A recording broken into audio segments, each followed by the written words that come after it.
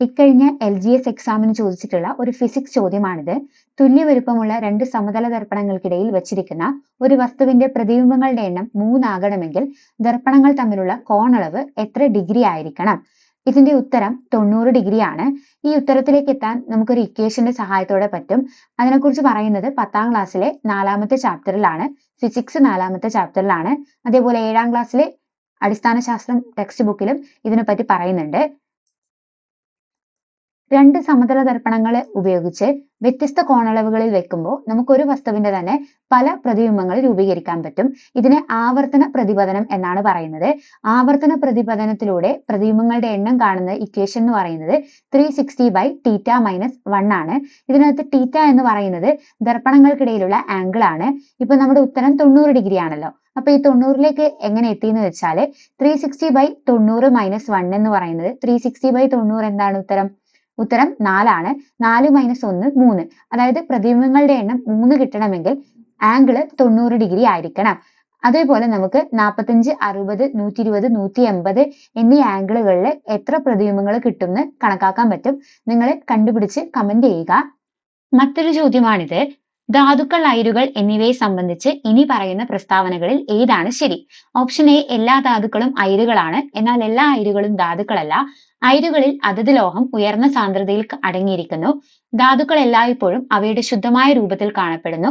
അയിരുകൾ എല്ലായ്പ്പോഴും ലോഹമല്ല. ഇതിന്റെ കറക്റ്റ് ആയിട്ടുള്ള ആൻസർ, ശരിയായിട്ടുള്ള പ്രസ്താവന ഓപ്ഷൻ ബി ആണ്. അയിരുകളിൽ അതത് ലോഹം ഉയർന്ന സാന്ദ്രതയിൽ അടങ്ങിയിരിക്കുന്നു. അപ്പൊ അയിരുകളെ പറ്റിയും ലോഹങ്ങളെ പറ്റിയും പറയുന്ന ചാപ്റ്റർ ആണ് 10ാം ക്ലാസ്സിലെ കെമിസ്ട്രിയിലെ 4ാമത്തെ ചാപ്റ്റർ ആയിട്ടുള്ള ലോഹ നിർമ്മാണം. അതിൽ നിന്നാണ് ഈ ഒരു ക്വസ്റ്റ്യൻ എടുത്തിട്ടുള്ളത്. ക്രിയാശീലം കൂടിയ ലോഹങ്ങൾ അവയുടെ സംയുക്താവസ്ഥയിലും ക്രിയാശീലം വളരെ കുറഞ്ഞ സ്വർണം, പ്ലാറ്റിനം തുടങ്ങിയവ സ്വതന്ത്രാവസ്ഥയിലും കാണപ്പെടുന്നുണ്ട്. ഭൂവൽക്കത്തിൽ കാണപ്പെടുന്ന ലോഹ സംയുക്തങ്ങളെയാണ് ധാതുക്കൾ എന്ന് വിളിക്കുന്നത്. അലുമിനിയത്തിന്റെ 3 ധാതുക്കളാണ് ക്രയോലൈറ്റും, ബോക്സൈറ്റും, അതേപോലെ കളിമണ്ണ് എന്നിവ. പക്ഷേ എല്ലാ ധാതുക്കളും അയിരുകളാവുകയില്ല. കാരണം അയിരാവണമെങ്കിൽ ചില പ്രത്യേകതകൾ വേണം. അതായത് ഒന്നാമത്തെ പ്രത്യേകത എന്ന് പറയുന്നത് അയിരുകള് സുലഭമായിരിക്കണം. എളുപ്പത്തിലും ചെലവ് കുറഞ്ഞ രീതിയിലും ഏത് ലോഹമാണോ അതിൽ നിന്ന് വേർതിരിച്ചെടുക്കേണ്ടത് അത് സാധ്യമാവണം. അതേപോലെ ലോഹത്തിന്റെ അംശം കൂടിയിരിക്കണം. അതായത് ഇപ്പോ അലുമിനിയത്തിന് 3 ധാതുക്കളുണ്ട്. പക്ഷെ ബോക്സൈറ്റ് ആണ് അലുമിനിയത്തിന്റെ അയിരായിട്ട് നമ്മൾ സെലക്ട് ചെയ്യുന്നത്. കാരണം ഈ ബോക്സൈറ്റിന് ഈ പറഞ്ഞ 3 ഗുണങ്ങളുണ്ട്. അതായത് ബോക്സൈറ്റ് സുലഭമാണ്, എളുപ്പത്തിലും ചെലവ് കുറഞ്ഞ രീതിയിലും നമുക്ക് അലുമിനിയത്തെ ബോക്സൈറ്റിൽ നിന്ന് വേർതിരിച്ചെടുക്കാൻ പറ്റും. ലോഹത്തിന്റെ അംശം കൂടിയിട്ടാണുള്ളത്. അതായത് ബോക്സൈറ്റിൽ അലുമിനിയത്തിന്റെ അംശം കൂടിയതാണ്. അതുകൊണ്ടാണ് നമ്മൾ ബോക്സൈറ്റിനെ അലുമിനിയത്തിന്റെ അയിരായിട്ട് എടുക്കുന്നത്.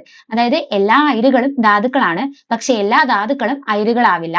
കാരണം ധാതുക്കൾ അയിരുകളാവണമെങ്കിൽ ഈ 3 പ്രത്യേകതകൾ അതിനുണ്ടായിരിക്കണം.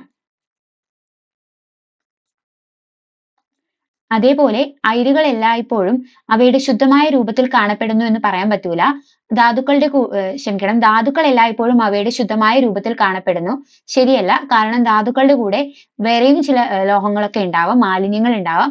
അപ്പൊ അവയൊക്കെ നീക്കം ചെയ്ത് ശുദ്ധമായ ലോഹം നിർമ്മിക്കുന്ന പ്രക്രിയയാണ് ലോഹ നിഷ്കർഷണം. അതിനകത്ത് കുറെ പ്രക്രിയകളുണ്ട്. അതിലൂടെയാണ് നമ്മൾ ശുദ്ധമായിട്ടുള്ള ലോഹം നിർമ്മിക്കുന്നത്.